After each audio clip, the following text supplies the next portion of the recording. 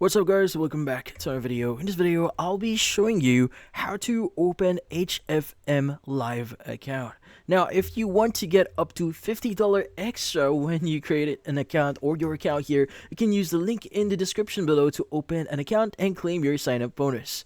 So, how do you do so? Well, first things first is you want to go ahead and make sure that you download the HFM account in here or the app itself, and you want to go and just basically open it up. Let's go and wait for this one.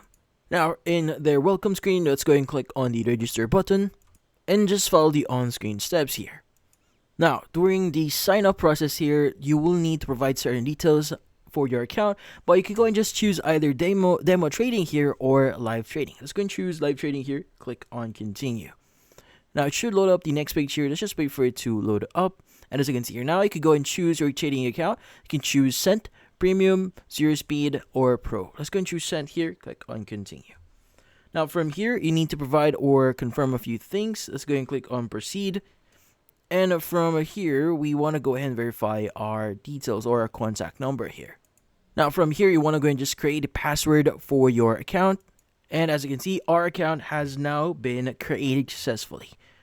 Now, if you already have an account for HFM here, what you need to do in order for you to open a live account, you just need to click on the menu button at the bottom left, click on my wallet, and you want to go to live accounts at the very top of the screen, and just click on the open trading account. Now, from here, again, you just need to follow the on-screen steps like what we did before, but once you complete this, you should be able to open your HFM live account. And that's about it. So if you found this video helpful, don't forget to leave a like or maybe subscribe to our channel. Thank you for watching.